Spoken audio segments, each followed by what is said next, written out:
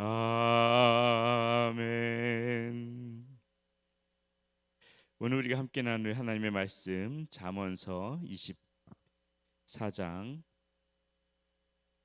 1절에서 22절까지 말씀 가지고 같이 나누겠습니다. 잠언 24장 1절에서부터 22절까지 말씀 가지고 같이 나눕니다. 우리 함께 한 목소리로 읽습니다. 너는 악인의 형통함을 부러워하지 말며 그와 함께 쓰려고 하지도 말지어다. 그들의 마음은 강포를 품고 그들의 입술은 재앙의 말함이로다. 집은 지혜로 말미암아 건축되고 명철로 말미암아 견고하게 되며 또 방들은 지식으로 말미암아 각종 귀하고 아름다운 보배로 채우게 되느니라.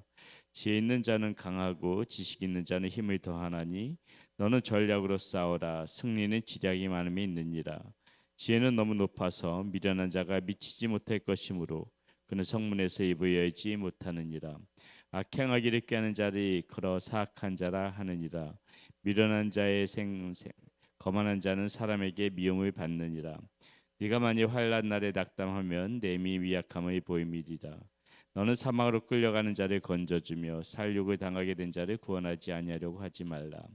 네가 말하기를 나는 그것을 알지 못하였노라 할지라도 마음을 저울질하시는 이가 어찌 통찰하지 못하시겠으며 내 영혼을 지키시는 이가 어찌 알지 못하겠느냐. 그가 각 사람의 행위대로 보응하시리라. 내 아들아 꿀을 먹으라. 이것이 좋으니라. 송이 꿀을 먹으라. 이것이 내 입에 다니라. 지혜가 내 영혼에게 이와 같은 줄을 알라. 이것을 얻으면 정령이 네 장래가 있겠고 내 소망이 끊어지지 아니하리라. 악한 자여 의인의 집을 엿보지 말며 그가 쉬는 처소를 하이지 말지니라. 내저 의인은 7번 넘어질지라도 다시 일어나려니와 악인은 재앙으로 말미암아 엎드려지느니라.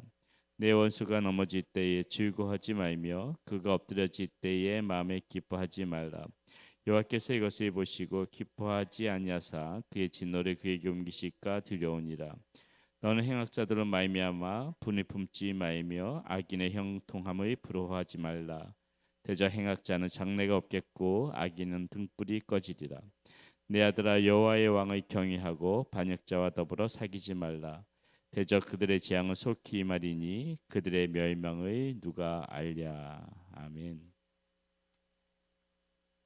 예, 오늘 말씀은 지혜 때문에 이 집이 세워지고 지혜가 없으면 집이 무너진다. 이것을 중점적으로 볼 텐데요. 자, 여기서 가리키는 집이 무엇이냐? 집이 바로 이제 우리 인생이라는 것이죠. 3절 말씀 보겠습니다. 3절. 집은 지혜로 말미암아 건축되고 명철로 말미암아 견고하게 되며 이렇게 말하고 있어요. 이 집이 인생을 가리키는 것인데, 자, 이것을 든든하게 튼튼하게 이 인생을 집처럼 아주 무너지지 않게 튼튼하게 세울 수 있는 그 비결이 뭐다? 그게 지혜가 있는 사람은 집을 이렇게 튼튼하게 세울 수가 있지만은 지혜가 없으면은 그 집이 허물어진다. 그래서 세우는 자 이렇게 집이 지혜가 있어서 세우는 자는 어떤 사람이고 지혜가 없어서 이렇게 허물어진 사람은 어떤 사람인가를 오늘 말씀 가운데서 한번 보려고 합니다. 자, 먼저 지혜가 있는 사람들은 사자의 말씀에 보니까 또 방들은 지식으로 말미암아 각종 귀하고 아름다운 보배로 채우게 되느니라 이렇게 되어 있습니다. 집에 지혜가 있는 사람은 집을 든든히 세우는데 집이 이렇게 든든히 세워지고 난 다음에 그 방들의 각종 귀한 보석으로 이렇게 채운다 하는데 역시 각종 귀한 보석들이 무엇인가? 이 지혜자가 어떻게 그 지혜로운 삶을 살아가느냐에 따라서 방이 아름답게 채워질 수가 있는 것이죠. 그렇다면 그것이 어떤 것이겠습니까? 먼저 말과 행동으로 선한 영향력을 다른 사람에게 끼치는 삶. 이게 이제 지혜 있는 사람의 특징이라는 것이죠. 지혜 있는 사람들 가만히 보게 되면은 누군가에게 영향력을 줘요.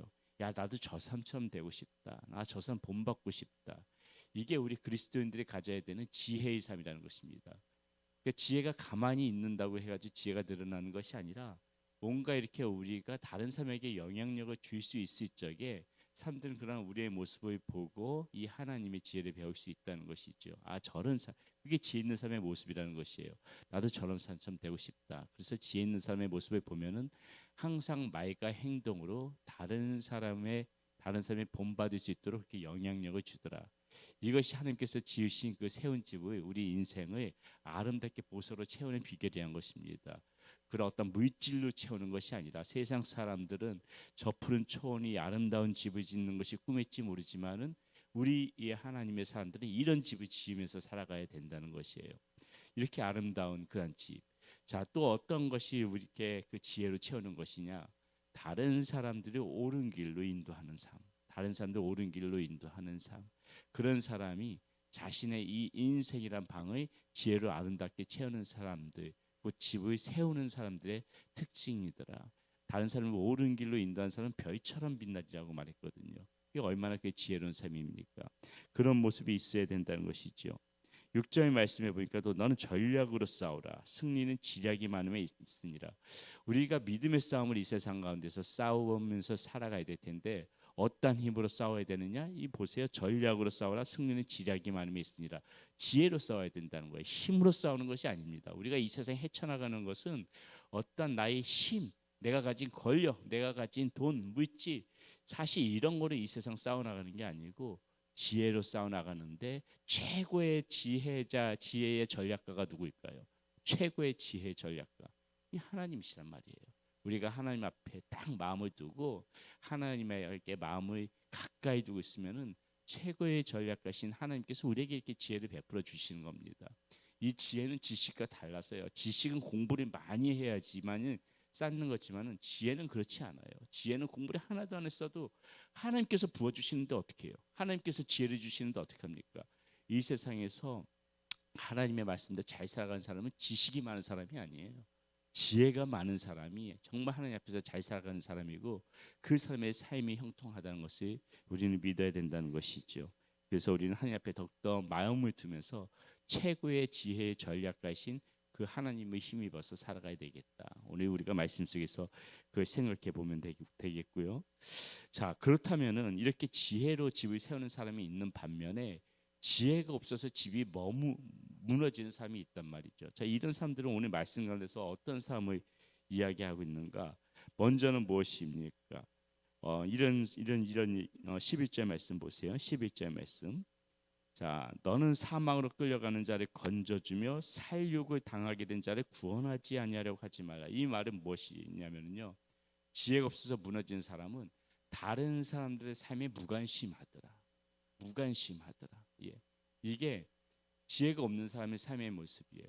그저 그냥 나의 어떤 그냥 가족 정도만 생각하고 나의 뭐 자녀들, 나의 부모, 친척들 이 정도만 생각하고 정작 다른 사람은 어떻게 살아가는지에 대해서 전혀 무관심하게 살아갈 때 이게 지혜 없는 사람들, 무너진 사람이더라. 하나님께서 우리의 삶 가운데 그런 걸 원하지 않으세요.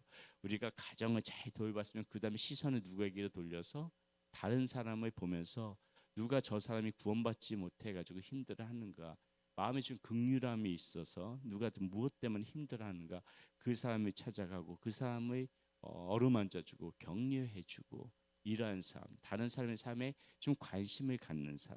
이 11절 말씀이 그거 아닙니까? 누가 사망을 끌려가는 자가 있으면 건져주란 소리예요. 살육을 당하게 된 자가 있으면 구원해주란 소리입니다. 이게 무엇이에요? 다른 사람에게 관심을 갖지 않으면 할 수 없는 일이거든요. 우리가 이런 관심을 좀 가지고 살아가는 거 가야 된다.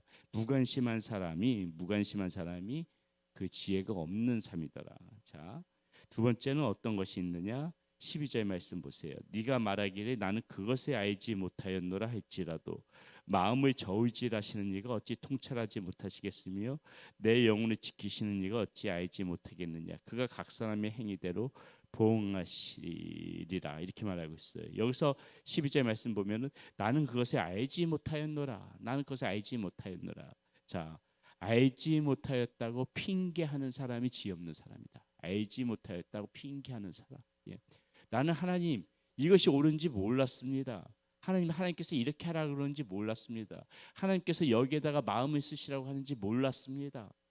이미도 하나님께서 우리에게 지혜로 우리가 하나님 앞에 바른 마음을 두고 있으면 하나님께서 우리의 마음 가운데 거룩한 부담도 주시고 지혜도 주셔서 깨달아 알게 했음에도 불구하고 내가 하기 싫어서 그렇게 하기 싫어서 다 몰랐습니다. 이렇게 알지 못하였다가 핑계하지 말라는 거예요. 그것이 지혜 없는 사람들의 전형적인 모습이라는 것입니다. 알지 못하였다고 핑계하지 말라. 이게 지혜 없는 사람들, 곧 허무는 지혜가 없어서 집이 허물어지는 사람. 이게 다 지혜 있는 사람은 자신에게 유익이 돌아와도 지혜가 없으면 집이 허물어지는 것이거든요. 우리 인생이 허물어지는 것입니다. 이런 삶 하나님께서 기뻐하지 않으신다는 것이죠. 자, 이렇게 알지 못하였다고 핑계하는 것이고요. 또 세 번째는 어떤 것이 있을까? 15절 말씀 한번 보세요. 악한 자여 의인의 집을 엿보지 말며 그가 쉬는 처소를 허이지 말지니라. 이게 무엇입니까? 자, 타인의 집을 허무는 거, 타인의 집을 허무는 거. 쉽게 말하게 되면은 다른 사람들께 누군가를 향해 가지고 그 사람이 안 되도록 옆에서 계속해서 비방하고, 예, 그 사람이 그 뭔가 그 삶의 테두리에 대해서 계속 비방하면서 그 사람을 육적으로나 심적으로나 막 속상하게 하고 힘들게 해서 허물어지는, 예, 이런 것들이 하면 안 된다는 거예요. 이것이 그 자신 그렇게 비방하면 비방할수록 누군가의 삶을 자꾸 허물어뜨리려고 애쓰면 애쓸수록 내 집도 허물어진다. 내 집도 허물어진다. 이거 반드시 알아야 되는 겁니다. 우리는 어떻게 해야 돼요? 우리 성경 말씀에 그런 말씀 있지요. 다른 사람의 집에 가가지고 축복을 해줘요. 축복을 해주는데 그 사람이 그 축복을 받지 않으면 그 축복이 누구한테 돌아온다 그래요? 나한테 돌아온다 그래. 그렇죠? 나한테 돌아온다. 그래서 우리는 다른 사람의 집에 가서 항상 축복을 해줘야 된단 말이에요.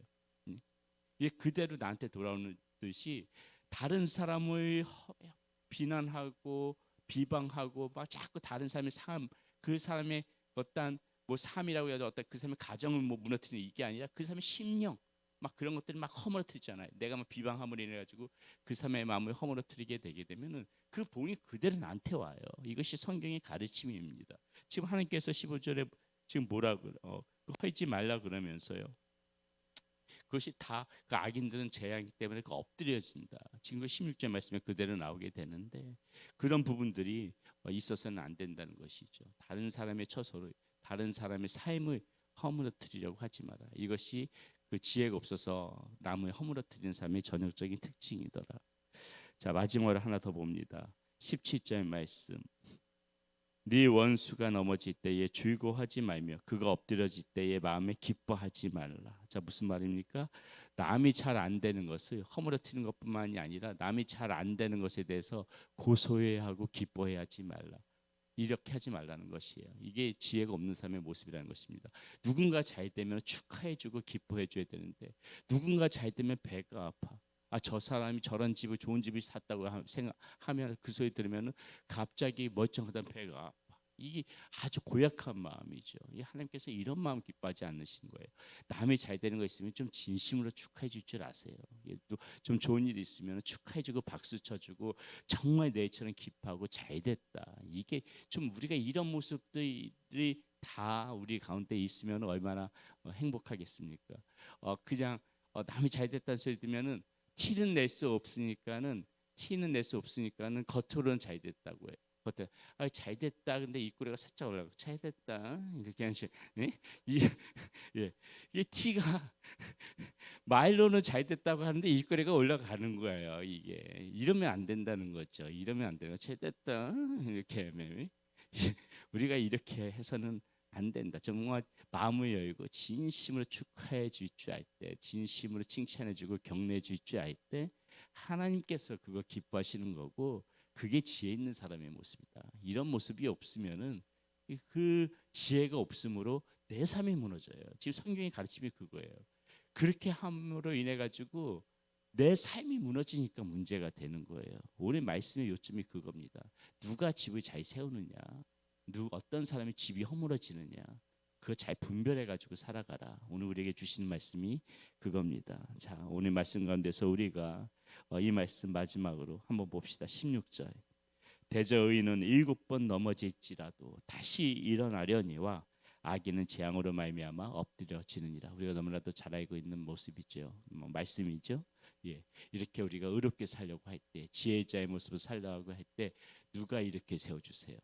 하나님이 이렇게 세워주세요. 하나님이 이렇게 세우지만은 이런 고약한 마음으로 이렇게 살아가는 사람, 그런 악인은 그 재앙으로 말미암아 넘어질 수밖에 없다. 오늘 말씀 기억하면서 모두가 다 이렇게 지혜자가 돼서 집을, 내 인생이나 집을 바로 세워 나가시는 그런 여러분들이 되시기를 바라겠습니다. 기도합니다. 살아계신 아버지 하나님, 오늘 말씀 가운데서 지혜로 집을 세우는 자가 어떠한 모습이며 또 지혜가 없어서 집이 무너지는 사람의 모습이 어떠한지를 비교하면서 생각해 보았습니다. 우리 사랑하는 성도님들, 모두 하나님이 이 인생이란 집을 우리 하나님께서 주시는 지혜로 아름답고 정말 이쁘게 잘 꾸미면서 살아갈 수 있도록 인도하여 주시옵소서. 예수님 이름으로 감사하며 기도드렸습니다. 아멘.